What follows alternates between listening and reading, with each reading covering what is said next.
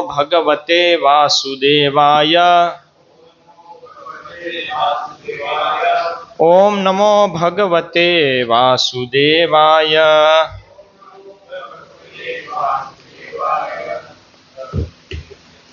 श्रीमद्भागवतम स्कंद तृतीय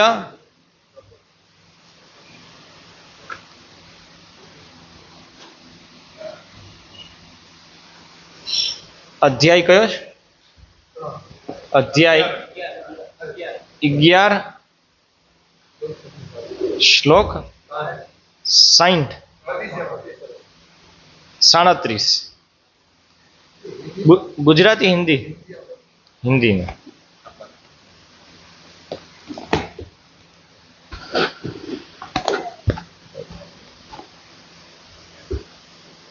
अनुवाद और तात्पर्य कृष्ण कृपा मूर्ति श्री श्रीमद् अभय चरणारविंद भक्ति वेदांत स्वामी श्रील प्रभुपाद इस्कॉन के संस्थापकाचार्य के द्वारा अयम तु कथितः कल्पः द्वितीयस्य अपि भारत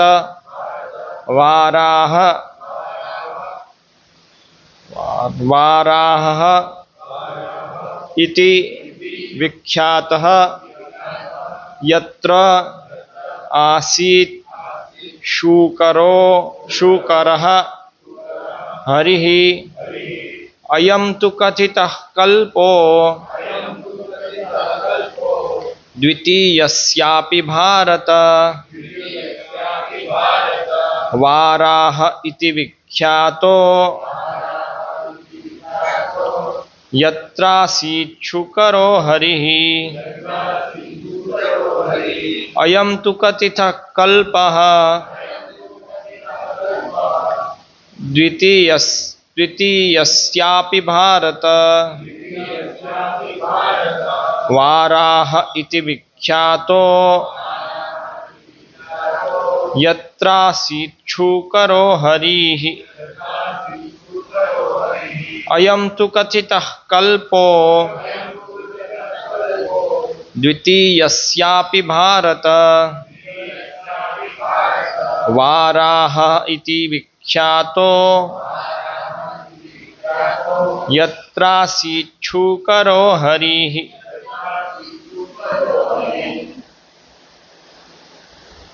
अयं तु कथितः कल्पो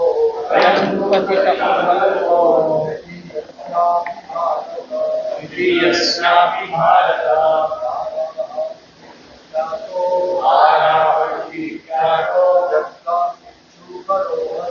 यत्रासीत् शूकरो हरिः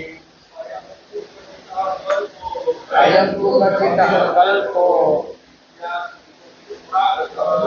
द्वितीयस्यापि भारत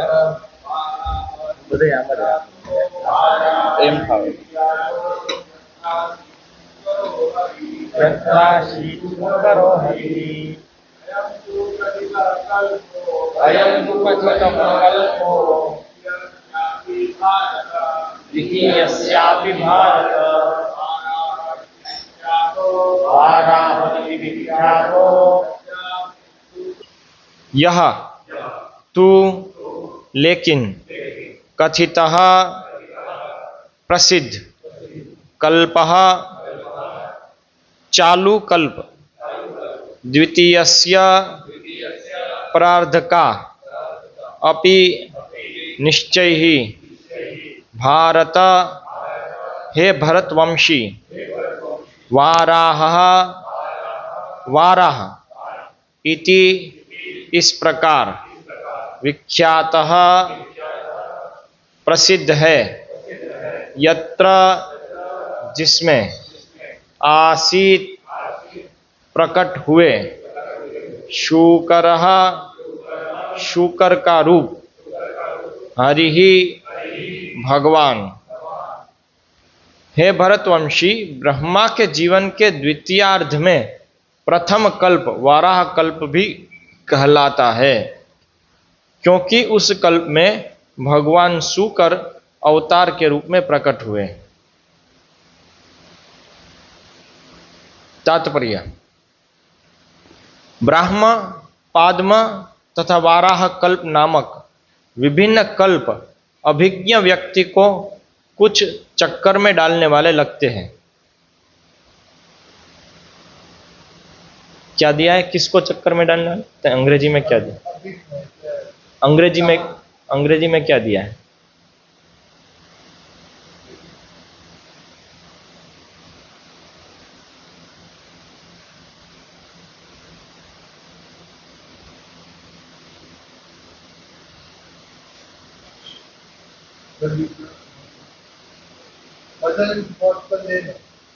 लेमन, अनभिज्ञ होगा, अभिज्ञ नहीं होगा। अभिज्ञ मतलब जो जानता है, लेमन मतलब जो नहीं जानता है। अनभिज्ञ व्यक्ति या तो सामान्य व्यक्ति, लेमन मतलब सामान्य व्यक्ति।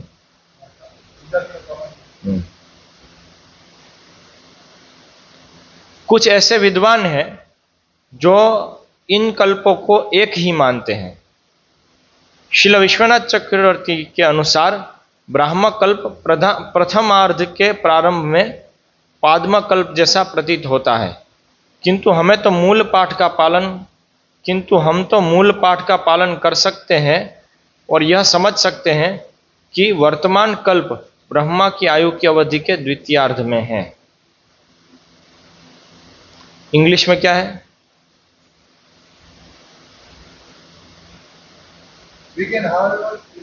नो, पहले से।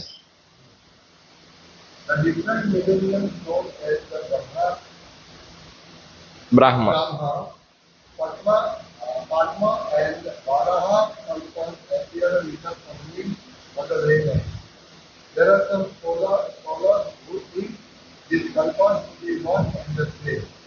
According to Sri Vishwanath Chakravarti, the Brahma Kalp in the beginning of the first half appears to be the Padma Kalp.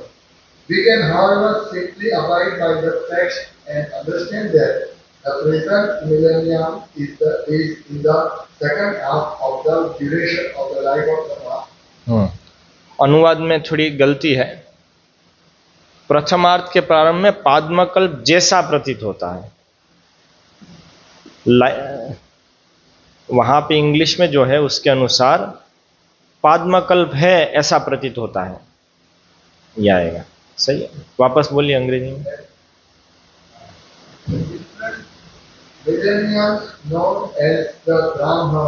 नहीं, ये वाला केवल श्रील विश्वनाथ चक्रवर्ती का।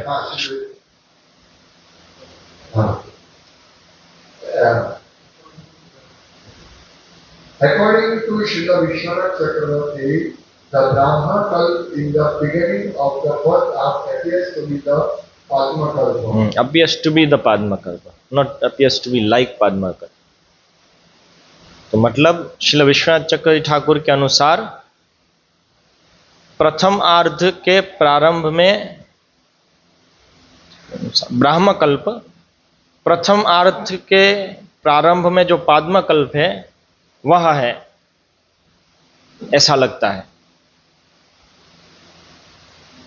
ऐसा विश्वनाथ चक्रवर्ती ठाकुर का मत है। प्रथम, अभी जो ब्राह्म कल्प की बात हुई वो प्रथम आर्ध के प्रारंभ में जो पाद्म कल्प था, ऐसा लगता है कि वो दोनों एक है।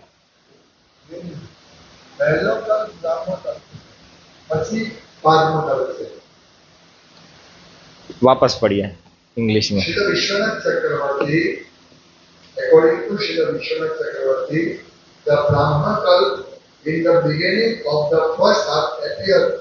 Means Brahma Kalp first half में। हाँ, तो ये हिंदी पूरा गलत है इसमें। प्रथमार्थ के प्रारंभ में पाद्मा कल्प जैसा लगता है, ऐसा बोले तो बराबर नहीं ना, क्योंकि ब्राह्म कल्प प्रथमार्थ के प्रारंभ में है, ऐसा लगता है इंग्लिश में। तो ब्राह्म कल्प हिंदी में लिखा है कि विश्वनाथ चक्रवर्ती ठाकुर के अनुसार ब्राह्म कल्प प्रथमार्ध के प्रारंभ में पाद्म कल्प जैसा प्रतीत होता है। तो पाद्म कल्प इसमें प्रथमार्ध के प्रारंभ में है, इस तरह से बताया है। इंग्लिश में क्या है कि ब्राह्म कल्प जो है, ब्राह्म कल्प जो प्रथमार्ध के प्रारंभ में है वो पाद्म कल्प जैसा लगता है, या वो पाद्म कल्प है, वो पाद्म कल्प है ऐसा लगता है। नहीं, मैं ऐसे ही समझ सकते कि ब्राह्मण कल्प जो है प्रथमार्थ का है, वही वही पाद्मा कल्प है जैसा नहीं, वही पाद्मा कल्प है ऐसा लगता है, हाँ, वही पाद्मा कल्प है ऐसा लगता है। हाँ, पाद्मा कल्प जैसा लगता है मतलब ब्राह्म कल्प और पाद्मा कल्प अलग हो गए, दोनों एक समान है ऐसा लगता है, जबकि वही वो है ऐसा लगता है। इसलिए फिर किंतु शब्द आया है। हावेवर, किंतु हम तो मूल पाठ का पालन कर सकते हैं। यहाँ पे जो श्लोक में जो मूल पाठ है, अयम अयम तो कथितः कल्पः द्वितीयस्यापि भारत, द्वितीय परार्ध के का भी जो ये है उसको वाराह नाम से जाना जाता है ऐसा। तो ये द्वितीय परार्ध का कल्प है, ना कि वो प्रथम परार्ध का जो ब्राह्म कल्प है वही है, ऐसा नहीं है। इस तरह से एक्चुअली ये जो पाद्म कल्प की जो बात आई, पाद्मा कल्प प्रभुपाद के ट्रांसलेशन में समझ में यही क्या है कि यहाँ पाद्मा कल्प से बता रहे, क्योंकि प्रथम मिलेंगे, प्रथम परार्थ के पहला ब्राह्मण कल्प है, उसके बाद पाद्मा कल्प है, प्रथम प्रथम परार्थ है। तो और यहाँ जो है द्वितीय परार्थ का प्रथम कल्प द्वितीय से विभाग है। तो जो वारा कल्प है वो द्वितीय परार्थ का प्रथम कल्प है।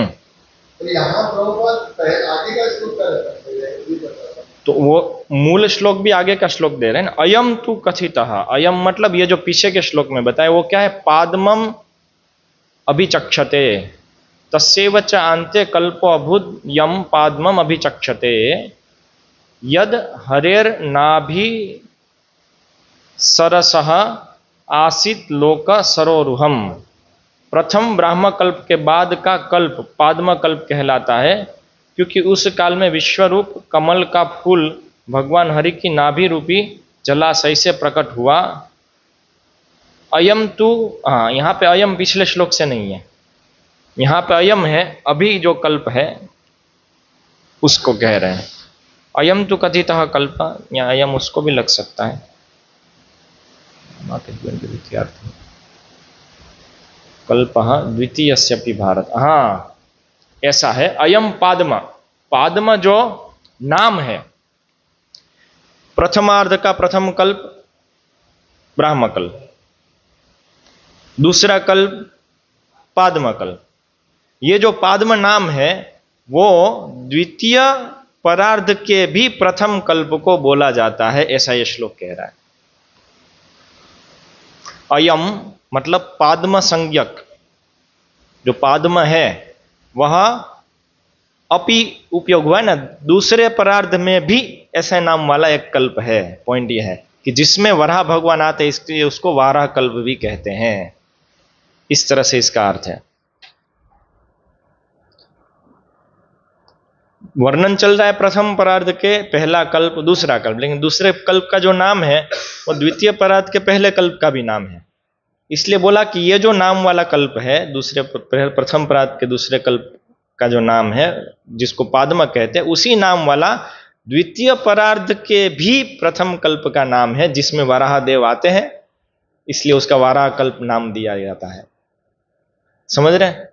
इसलिए द्वितीयस्य अपि बताया है, द्वितीय का भी, दूसरे परार्ध का भी। तो भी वस्तु कहां से आई? दोनों का एक नाम है, इसलिए ये नाम तो इसका भी है। ऐसे हम कहते हैं ना कि मथुरा प्रभु है, और जयपता का महाराज के एक शिष्य का नाम भी जो सूरत में ही रहता है उसका भी नाम मथुरा है। तो उस तरह से वो इसमें बताया जा रहा है श्लोक के अनुसार, मूल श्लोक के अनुसार। कुछ समझ में आया? नाम एक ही है ना, इसलिए कंफ्यूजन न हो, इसलिए बता रहे कि ये वाला जो नाम है वो इधर भी आता है, द्वितीय परार्ध में भी आता है ये नाम। इस तरह से श्लोक कह रहा है।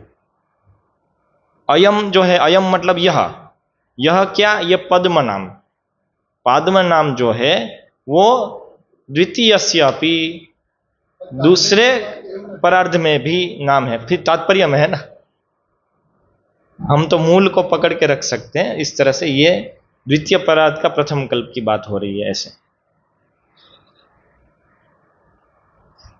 ट्रांसलेशन में भी नहीं है, दूसरे परार्थ का प्रथम कल्प।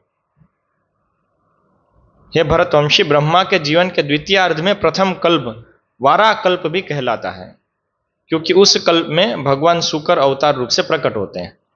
तो जो द्वितीय परार्थ का जो प्रथम कल्प है, जिसको पाद्म संज्ञा भी दी है, इसलिए वो भी वाला आया और उसको वाराह कहते हैं ऐसे,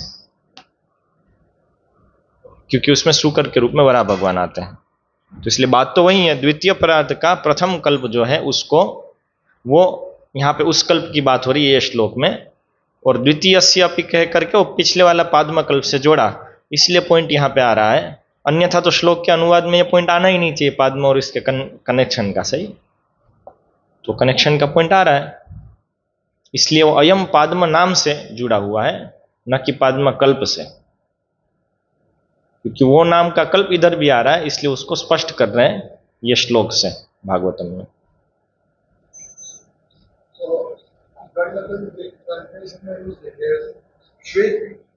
श्वेत वाला कल्पन कहेवाय केने आत्मा के ब्राह्मण कल्पन एक जो ने अगर ठीक है, अभी एक काम करता हूं मैं पहले। ओम ज्ञानतिमिरान्धस्य ज्ञानांजन शलाकया चक्षुरुन्मीलितं येन तस्मै श्री गुरवे नमः। श्री चैतन्य मनोभीष्टं स्थापितं येन भूतले स्वयं रूपः कदा मह्यं ददाति स्वपदान्तिकं। वन्देऽहं श्रीगुरो श्रीयुतपदकमलं श्रीगुरून् वैष्णवांश्च। श्रीरूपं साग्रजातं सहगण रघुनाथान्वितं तं सजीवं साद्वैतं सावधूतं परिजनसहितं कृष्णचैतन्यदेवं श्रीराधाकृष्णपादान् सहगण ललिता श्रीविशाखान्वितांश्च। श्रीकृष्णचैतन्य प्रभुनित्यानन्द श्री अद्वैत गदाधर श्रीवासादि गौरभक्तवृन्द। हरे कृष्णा कृष्ण कृष्ण हरे हरे, हरे राम राम राम हरे हरे। यस्य देवे परा भक्ति यथा देवे तथा गुरौ तस्य ते कथिता ही अर्था प्रकाशन्ते महात्मना। एक आध दो चीज पहले बोल देता हूँ, बाकी फिर डिस्कशन चल सकता है। एक तो जो आरती करते हैं तो अगरबत्ती जो है बाद में हम एकदम साइड में रख देते हैं, वो धुआं भगवान को जाना चाहिए, उनके नीचे ही रखनी चाहिए। हाँ, गुरु महाराज तो बोलते पुजारी बाहर चला जाए उसको समस्या है, तो कई बार इंसेंस करके आप टाइप, अभी तो आप लोगों के पास ऐप आ गई है तो इंसेंस टाइप करने का ऐप आ गई है ना, ऐप में इंसेंस टाइप करेंगे नॉलेज बेस में तो सब लेक्चर आ जाएंगे उसमें। तो कई जगह पे कहते हैं कि साथ में होना चाहिए। ठीक है,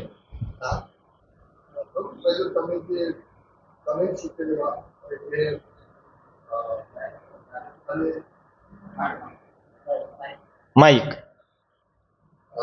તમે જ કહ્યું હતું કે તુલસી માતાની પૂજા વખતે અગરબત્તી 7 વાર વપરાશ કરવાની, ધૂપ અરે દીપ 4 2 3 7 અને પછી ધૂપ પુષ્પ 7 વાર। અને તમે કહ્યું હતું કે રામગીરા કહ્યું કે દીપ પ્રગટાવ્યા કે અગરબત્તી પ્રગટાવ્યા પછી એને પ્રોક્ષણ કરવાનું।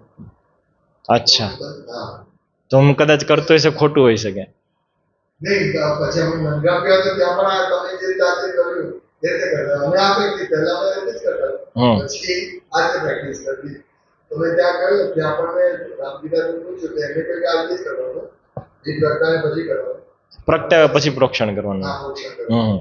પણ પછી નતા કરવાનું તો કોઈને કહ્યું કે શાસ્ત્રનું પ્રમાણ શું છે। હા, એટલે મેં કહ્યું તું એ મને યાદ નથી, પણ જો મેં કહ્યું હોય ને હું અત્યારે કરતો ને જો શાસ્ત્ર પ્રમાણિત હોય તો અત્યારે હું કરું છે ખોટું છે, અને જો કાંઈ શાસ્ત્રનો પ્રમાણ નથી તો બંને સાચું હોઈ શકે। સિમ્પલ। તો શાસ્ત્ર મેં કહ્યું, માન લો કહ્યું તું અને એનો શાસ્ત્ર પ્રમાણ નથી તો એ વાતને બહુ ભાર નહીં આવે। જો પ્રગટાવીને કરવું એમાં કોઈ નુકસાન નથી। મને તો આ જ પ્રકારની આદત છે, ખબર નહીં, એટલે મને ધ્યાન પણ નથી એવું મેં કહ્યું હોય। પણ આ તમે શીખ્યું કે નથી મને યાદ નથી, પણ રામગીરાજી પ્રભુજી આ કહ્યું, મેં એટલે પ્રશ્ન પૂછ્યો તો પ્રગટાવ્યા પછી પ્રોક્ષણ કરવાનું કે પહેલા? એમાં એક વસ્તુ હોઈ શકે કે હું બધા ભક્તોને વારંવાર જોઉં છું કે એ લોકો આચમન કરી લે અગરબત્તી પછી, બરાબર, પછી દીપક સીધો અડે, પ્રગટાવે નીચે મૂકે અને પછી દીપકને પ્રોક્ષણ કરીને સીધું કરવા માંડે. પણ દીપકને કારણ કે પહેલા પ્રોક્ષણ નહોતું થયું તો હાથને પાછું પ્રોક્ષણ કરવું પડે, પછી દીપકને પ્રોક્ષણ કરીને પછી અર્પણ કરવાનું હોય. એ વસ્તુ તો લગભગ 70-80% ભક્તો જે અર્ચવિગ્રહ પૂજન બી કરે છે, ઇવન નંદગ્રામમાં પણ એ બધાના સમસ્યા છે. એ ગોકુલચંદ્ર પ્રભુએ એક વખત અમુક લોકોને રોક્યા હતા એ રીતે, કારણ કે દીપક છે ને તમે પ્રક્ષણ કર્યું નથી, હવે તમે એને અડો છો તો અડો છો, પ્રગટાવ્યો જે બી છે, પછી તમે દીપકને પ્રોક્ષણ કરો છો, હાથને નહીં કર્યું. કારણ કે દીપકને જો પ્રોક્ષણ કરવાની જરૂર પડી તો એને અડેલા હાથને પણ પ્રોક્ષણ કરવાની જરૂર પડશે કે નહીં પડે એ પ્રશ્ન થઈ જાય. એટલે એ ખોટું છે એ રીતની. બીજું મને ખ્યાલ નથી, આ તો મને બી આ જ રીતે આદત છે, પહેલા પ્રોક્ષણ કરીને પછી પ્રગટાવવાનું એવું. દીપકને પ્રોક્ષણ કર્યા પછી આ જો દીપકને અડેલું હોય, દીપક પ્રોક્ષણ કર્યા વગર આપણે દીપકને અડ્યા તો પછી દીપકને પ્રોક્ષણ કરવાની જરૂર પડે છે તો હાથને પ્રોક્ષણ કરવું પડે. હા, પણ 70% પૂજારીઓને નંદગ્રામમાં લ્યો, ગમે ત્યાં લો, બધાને પેલી જ આદત છે, દીપકને અડી લેશે, પ્રગટાવી લેશે, નીચે મૂકશે, દીપક પ્રોક્ષણ કરીને ચાલુ કરશે. બધા એવું નથી કરતા.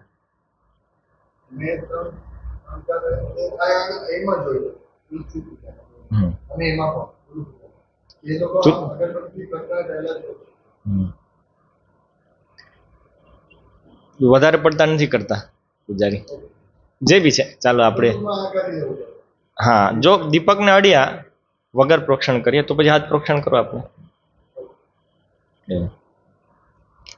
ઠીક છે, ચાલો દ્વિતીય પરાર્ધમાં પાછા આવી જાય. પ્રથમ પરાર્ધ દ્વિતીય પરાર્ધમાં આવી જાય.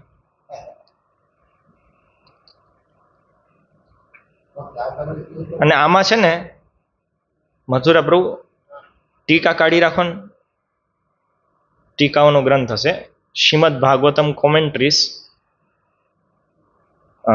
સ્કંદ 3 એવી રીતે લખો આર્કાઇવ તો તમને આવી જશે, ડાઉનલોડ કરી લ્યો. એમાં આ અધ્યાયને આ શ્લોકોની આજુબાજુનું કાઢો એટલે એમાંય ચીજો ઘણી મળશે. તમે જે કહો છો આગળ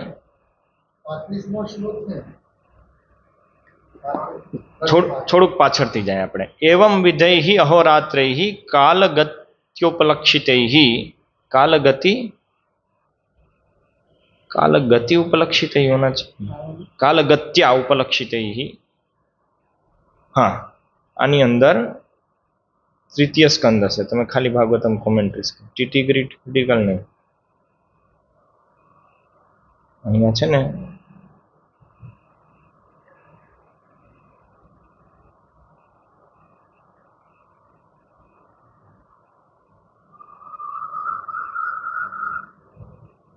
આવી, એને ડાઉનલોડ કરી લો.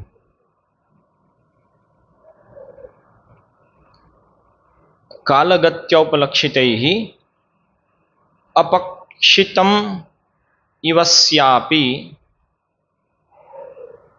परमायुर्वय शतम. इस तरह ब्रह्मा जी समेत प्रत्येक जीव के लिए आयु की अवधि के क्षय की विधि विद्यमान रहती है. विभिन्न लोकों में काल के संदर्भ में हर किसी जीव की आयु केवल 100 वर्ष तक होती है. अपक्षितम इवस्यापि परमायुर्वय शतम. इस प्रकार के दिन और रात से कालगत्या उपलक्षित ही अहोरात्र ही, कालगति से उपलक्षित दिन और रात से अपक्षितम, अपक्षितम है अपेक्षितम है, अपक्षितम, अपक्षितम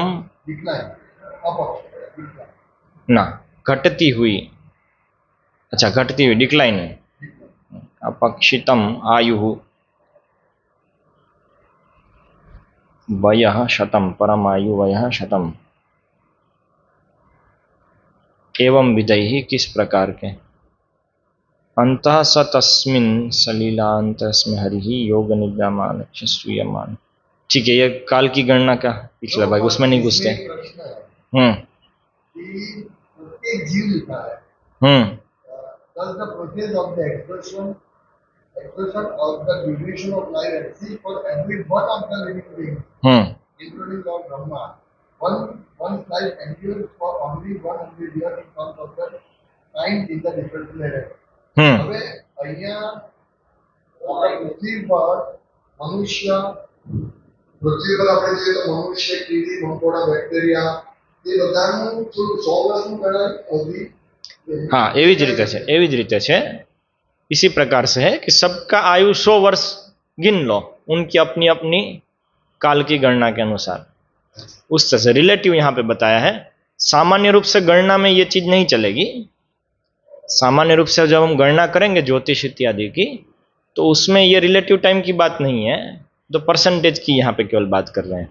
इसलिए जब आपकी गणना में आता है कि ये काल है, इसको जोड़ दिया, इसको तोड़ दिया, अलग अलग इस तरह से जोड़ना तोड़ना, इस तरह से सब आता है। जब गणना आती है कि इसके बाद ये हुआ, इसके बाद ये हुआ, तो उसमें रिलेटिव टाइम की गणना नहीं आएगी, क्योंकि रिलेटिव टाइम तो आप जोड़ नहीं सकते हो। आपके 2 साल और चीटी के 2 साल, दोनों को जोड़ करके कुछ बनेगा नहीं।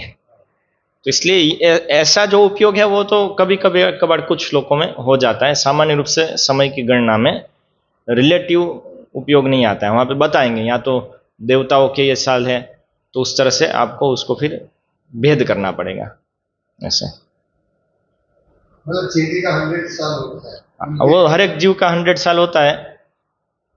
मतलब वो जीते हैं उसको 100 साल बोल दो, ऐसे जितना जीते उसको 100 साल बोल दो, उस तरह से। वो ये नहीं कह रहे कि सबका 100 साल होता है तो सूर्य जो है 100 गुना 365 बार घूम जाए, उतना 100 साल हुआ, ऐसा नहीं। इसलिए ओरिजिनल जो गणना है उसमें सूर्य की गति से गणना होगी कि कितनी बार सूर्य घूमा, वो एब्सोल्यूट टाइम है। ब्रह्मांड के अंदर जब हम समय की गणना करते हैं, ऐसे श्लोक कभी कभार कुछ पॉइंट को केवल रखने के लिए आ जाता है। उसका तात्पर्य समय की गणना के लिए नहीं होता है, उसका तात्पर्य हर एक जीव 100 साल जीता है अपने, उस तरह से कहने के लिए होता है। यद अर्धम आयुषस्तस्य परार्धम अभिधीयते पूर्वः परार्धोपक्रांतो ही अपरो अद्य प्रवर्तते। ये एकदम स्पष्ट है। ब्रह्मा जी का ये जो आधा काल है उसको परार्ध कहते हैं। तो पहला परार्ध चला गया है, अतिक्रांतः अपक्रांतः, और ये जो है वो अपरः अद्य प्रवर्तते, अभी यहाँ पे दूसरा परार्ध चल रहा है। इस तरह से स्पष्ट है यहाँ पे। तो पूर्वस्य आदौ,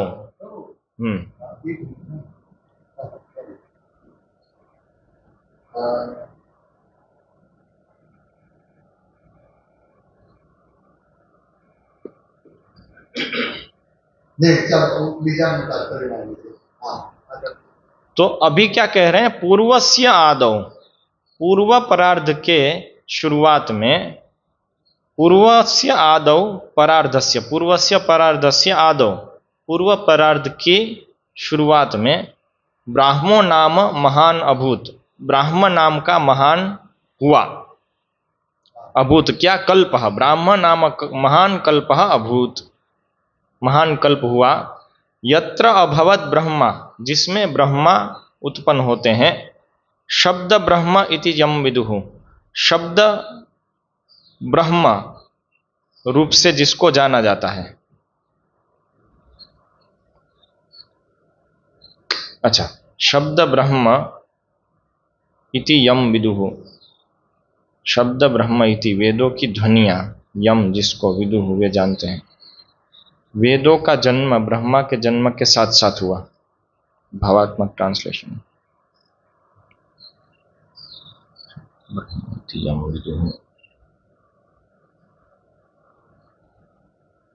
तो वही ब्रह्मा के साथ साथ फिर ये वेद का ही जन्म हुआ। इस तरह से उसके कंफ्यूजन है कि 30 days make 1 month of Brahma beginning from the full moon to the disappearance of the moon. 30 दिन ब्रह्मा का ऐसा मास होता है जो पूर्ण चंद्रमा से लेकर चंद्रमा के अस्त होने तक चलता है। तो ये 30 दिन या 15 दिन का दौर? 30 दिन पहले पद्म पुराण प्रभास कांड के अनुसार ब्रह्मा के 30 दिनों में कई कल्प तथा वराह कल्प तथा पितृकल्प घटित हो जाते हैं। 30 दिन का ब्रह्मा का एक मास होता है जो पूर्ण चंद्रमा से लेकर चंद्रमा के अस्त होने तक चलता है। अस्त मतलब क्या, उस तरह क्या लेगा, full moon and new moon. full moon to disappearance of the moon. Disappearance of the moon.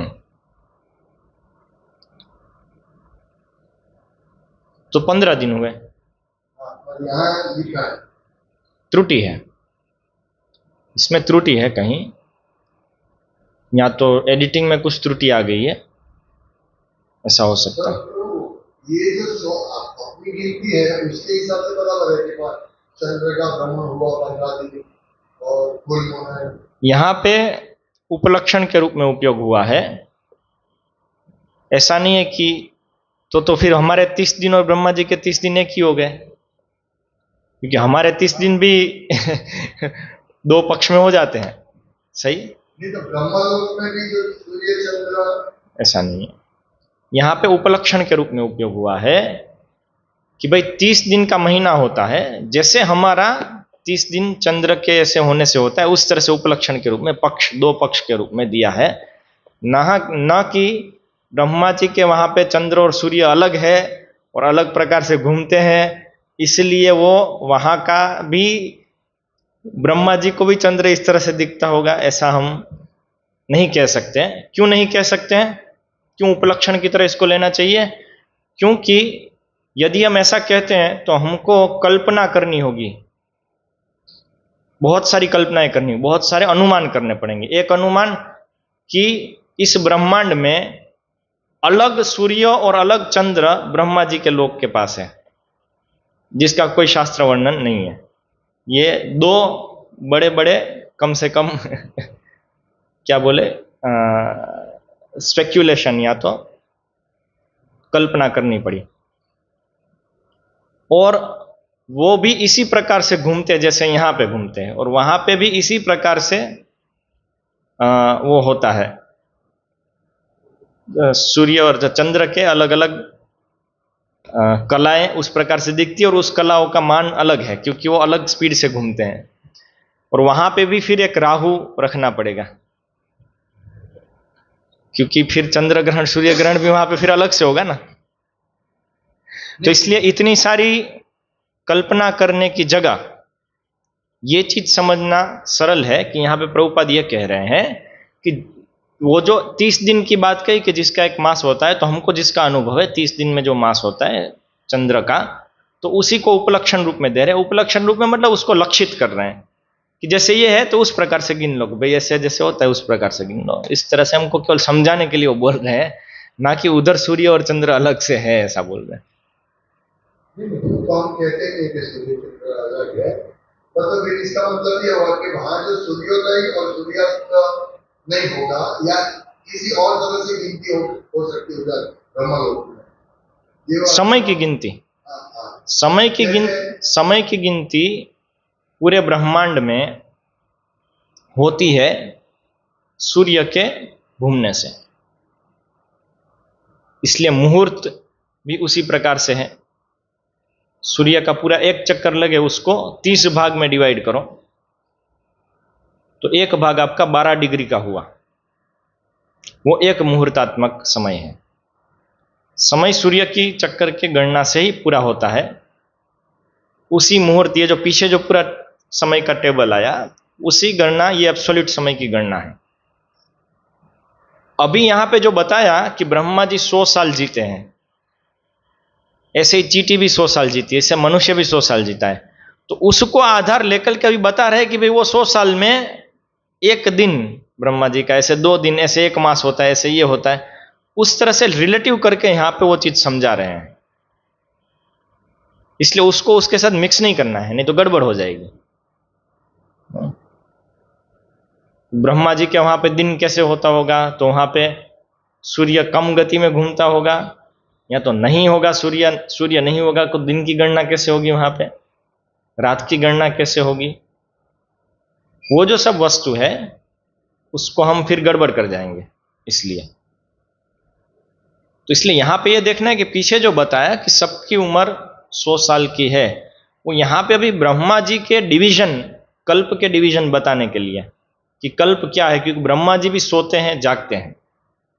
तो ब्रह्मा जी के सोने पे, ब्रह्मा जी का जो जागने की अवस्था है, वहां से लेके वापस जागने की अवस्था है, वहां तक का एक कल्प, ऐसे दूसरा कल्प, ऐसे तीसरा कल्प, ऐसे चौथा कल्प, ऐसे 30 दिन, ऐसे 12 साल, ऐसे 12 महीने, वो 1 साल हुआ, और ऐसे 100 साल ब्रह्मा जी जीते हैं। ये पॉइंट है यहां पे।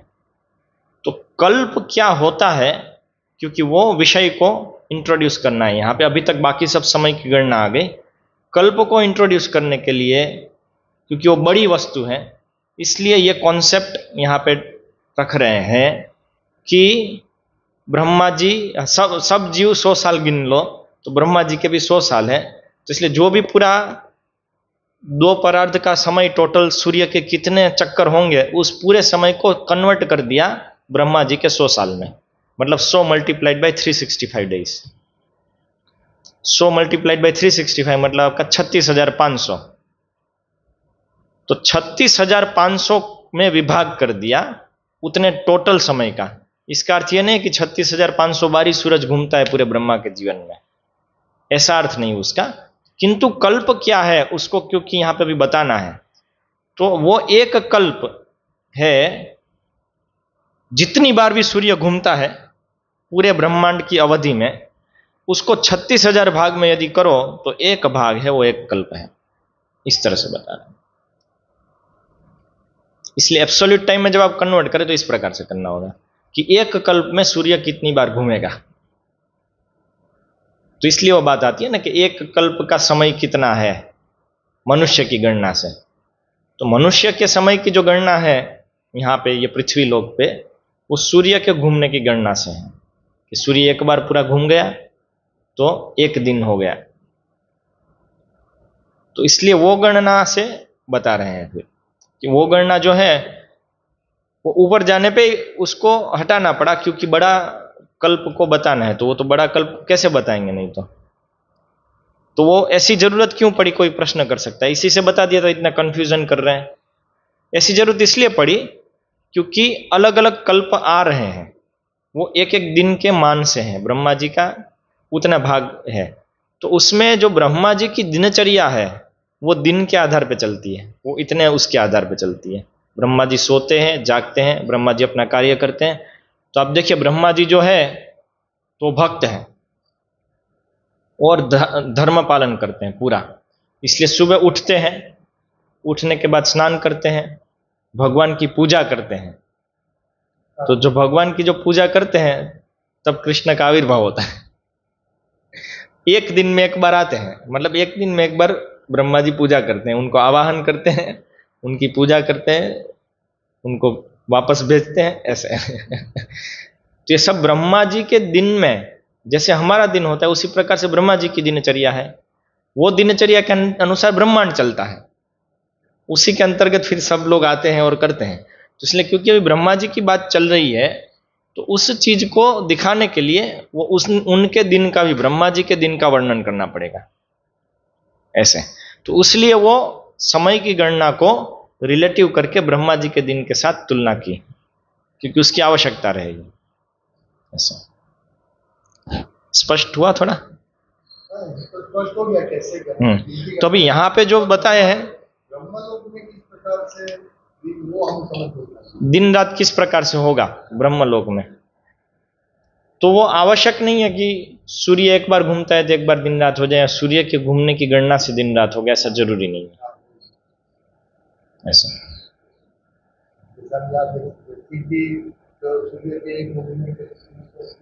हाँ उस तरह से। तो 100 साल बताया तो चीटी लंबा जीती होगी, ट्राई के उसका रिसर्च कीजिए। हो सकता है चीटी काफी साल जी जाए, पता नहीं मुझको उसकी उम्र, लेकिन कई ऐसे जीव हैं जिसकी उम्र बहुत ही कम है, तो वो भी उसके 100 साल है। उसकी दिनचर्या उसमें चलेगी, जो भी आहार निद्रा भय मैथुन करके कंप्लीट करना है वो सब उसी में हो जाएगा। तो इसलिए उसको ऐसे कंपेयर नहीं करना चाहिए, पूरी तरह से कंपैरिजन नहीं। यहां पे आशय है ये रिलेटिव करने का, वो ब्रह्मा जी का दिन रात होती है उसको कल्प कहते हैं। वो पूरा मान देने के लिए उसको यहाँ पे, मान मतलब मेजरमेंट देने के लिए यहाँ पे उसको इस प्रकार से बता रहे हैं। तो ये बता रहे हैं अभी, तो उसमें क्या बता रहे हैं, पूर्वस्य आदौ, पूर्व पहला जो कल्प है, पूर्व अर्ध जो है उसमें पहला कल्प जो है शुरुआत में, आदौ मतलब शुरुआत में ब्रह्म नाम का कल्प आता है जिसमें ब्रह्मा की उत्पत्ति होती है। तस्यैव च अन्ते, तस्य मतलब उसका ही, अर्थात पूर्वार्ध का ही, अन्ते कल्पः अभूत पाद्मम अभिचक्षते, उसके अंत में पाद्म कल्प हुआ।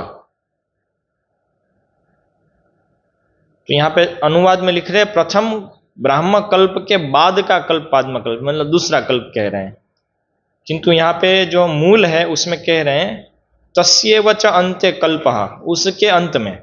तो अभी यह तस्य किसको लगेगा, यदि ब्राह्म कल्प को तस्य लगता है कि उसके, ब्राह्म कल्प के अंत में मतलब ये दूसरा कल्प उसके अंत में, तो ये दूसरा हुआ। यदि परार्ध के, उस प्रथम परार्ध के अंत में बता रहे हैं तो अंतिम कल्प हुआ। तो इसलिए मूल से दोनों अर्थ हो सकते हैं। तो हम प्रभुपाद पहले वाला अर्थ ले रहे हैं कि तस्य एव मतलब ब्राह्म कल्प के अंत में जो दूसरा कल्प होता है वो पाद्म कल्प होता है।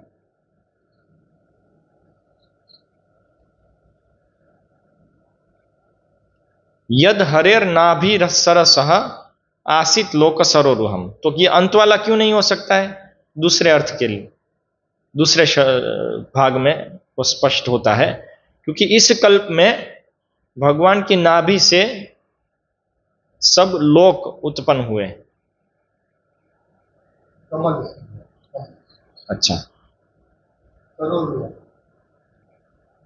इससे प्रकट हुआ, तो गड़बड़ नहीं होगी इसमें। ये भी एक है कि पहला ब्राह्मण लोग है तो ब्रह्मा जी पहले उसको मीरा कमल हुआ।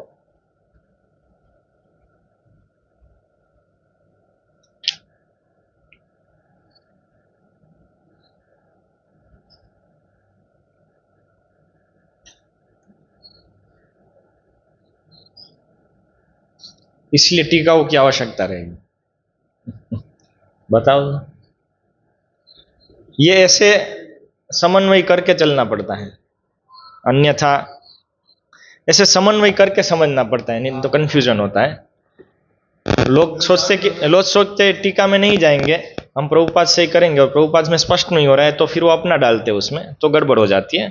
और नहीं समझ में आता है तो ऐसा समझना चाहिए कि नहीं समझ में आएगा। अच्छा, इसको डाउनलोड नहीं किया है।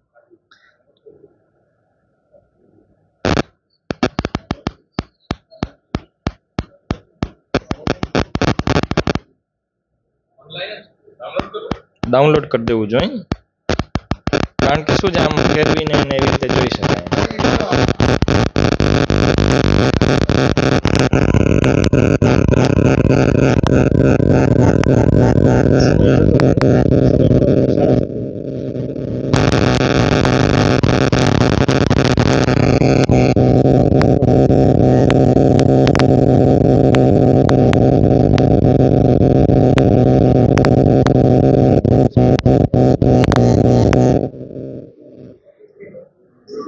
અરે શું થયું, શું થયું? ભૂલથી તમે બેક દબાઈ ઓકે,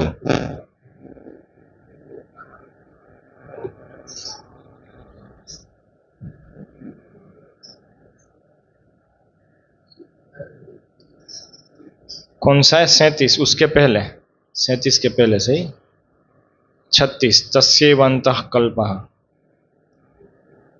નામાં શું પછી ચકેડા ફેરા કરે। દામોદર હું એક રિક્વેસ્ટ કરું છું કે આનું આખું રિલેટિવ જે છે ને, આ એક જ સમજાવવા કે બ્રહ્માજીનો આટલો મોટો દિવસ છે, એક ક્ષણમાં પસાર થઈ જાય। નેક્સ્ટ શ્લોક એ છે એટલે આપણે નેક્સ્ટ ટાઈમ આ તો ખાલી ક્યુરિયોસિટી છે આની સાથે એ નથી પણ તમે નેક્સ્ટ ટાઈમ કંઈ કરજો કારણ કે તમારો પણ ઘણો સમય તમે જ્યારે સમય મળે ત્યારે આ જરા વિષય જોજો તો એ તમારાથી જાણવા મળશે. અત્યારે એક વખત કોમેન્ટ્રી જોઈ લઈ હા એટલે જ હું એક વખત ઘૂસી ગયું તો પછી જપમાં જ ચાલશે.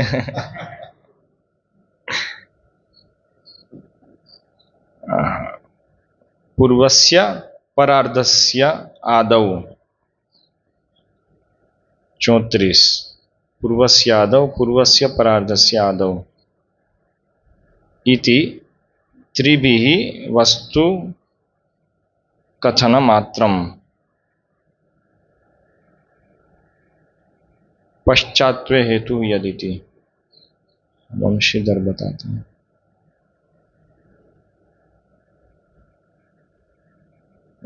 पूर्वस्य तस्यैव 35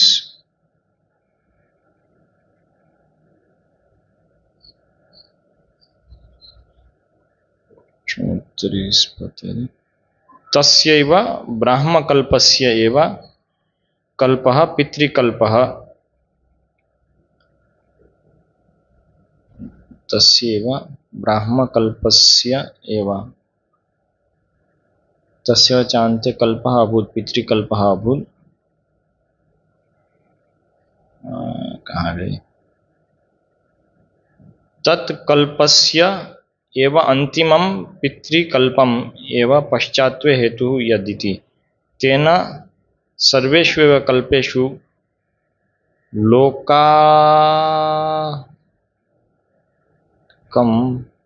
पद्मं न संभवति किंतु कापीति ज्ञेयम्.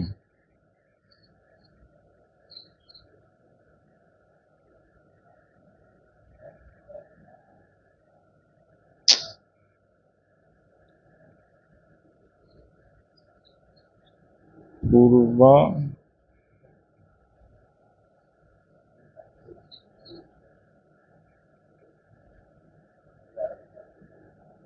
यत्र कल्पे हरेर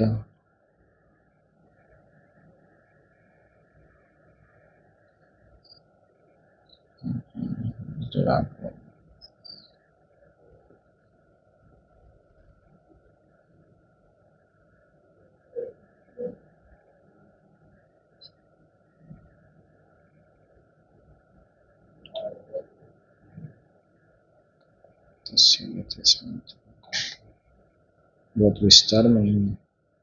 विश्वनाथ चक्रवर्ती कल्पः पितृकल्पः यम परार्धस्य एव अन्तिमं पितृकल्पम एव पादमं वदन्ति पश्चात्वे हेतु यदिति तेन सर्वेषु एव कल्पेषु लोकात्मकं पद्मं न भवति किंतु कापि कापि एव इति अर्थः.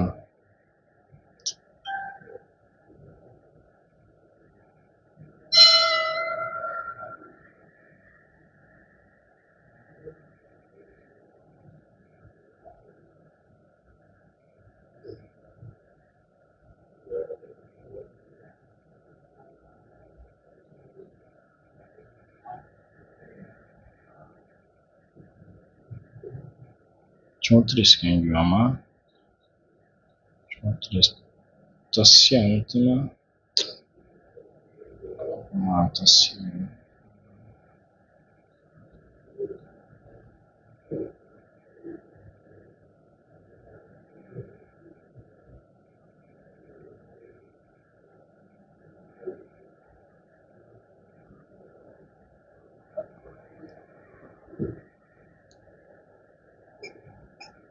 बहुत डिटेल अभी दी नहीं है, लेकिन ये बात है कि इस कल्प में इसको पद्म इसलिए कहते हैं क्योंकि यहाँ पे पद्म उत्पन्न होता है. आसित लोक सरोरुहम यद हरेर नाभि सरसः आसित लोक सरोरुहम. जैसे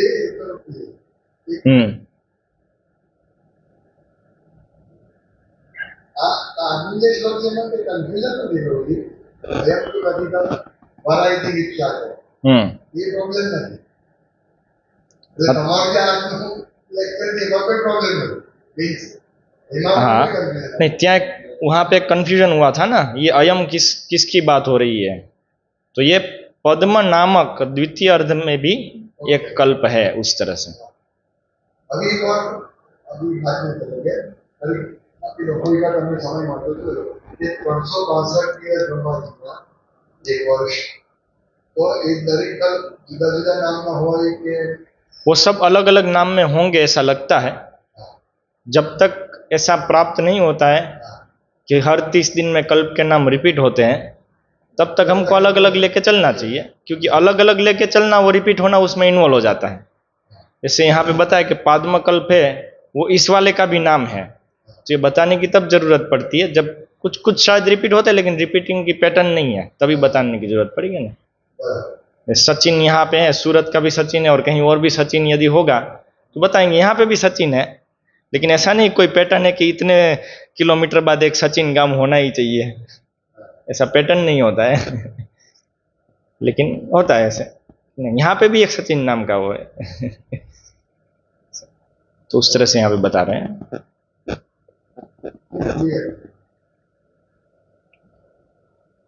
बाकी यहाँ पे 35वां श्लोक या 34वां श्लोक कौन सा 36वां श्लोक जो बता रहा है उसको कि यहाँ पे लोक सरोरुहम ये बता रहे हैं, तो ऐसा हो सकता है कि एक कल्प में ब्रह्मा जी आए प्रथम कल्प में और दूसरे कल्प में सब प्लैनेट्स बने, एक कल में सब प्लेनेट बनते हैं फिर सॉरी नहीं प्लेनेट तो प्रथम प्रथम में बन गया ठीक है वो प्रथम में बना कि द्वितीय में बना, ये प्रश्न हो सकता है। ब्राह्म कल्प उसमें ब्रह्मा की उत्पत्ति हुई, हाँ पाद्म कल्प में सब ब्रह्मांड के जो प्लैनेट्स है जो नाभि कमल के नाल से बने, ऐसा भी हो सकता है। लेकिन फिर प्रश्न यहाँ पे ये उठेगा तो क्या प्रथम कल्प में ब्रह्मा के अलावा कोई जीव था ही नहीं, तो क्या प्रथम कल्प में संहार हुआ था, क्योंकि कुछ है ही नहीं तो संहार भी कहां से होगा, उसका प्रलय हुआ था क्या प्रथम कल्प में अंत में, ये सब फिर प्रश्न उठेंगे, इसलिए स्पेक्यूलेशन नहीं करना चाहिए, मैंने करके दिखाया है एक तो इसलिए ऐसी उहापोह होती है फिर, इसलिए देखते हैं अलग अलग, क्योंकि यहाँ पे पद्म पुराण का भी वचन दे रहे थे, दूसरे पुराणों में देखेंगे तो कुछ डिटेल मिलेगी उसकी, यहाँ पे डिटेल कम है, यहाँ पे क्या केवल काल का अध्याय है इसलिए इसमें डिटेल बहुत कम है। जहाँ पे कल्प विशेष चर्चा होती है तो वहाँ पे हमको और जहाँ पे डिटेल प्राप्त होती है उसके अनुसार इन श्लोकों को भी हमको क्या बोलते हैं समझना चाहिए, इन श्लोकों को उसके अनुसार। ठीक है, श्रील प्रभुपाद की जय, श्रीमद् भागवतम की जय।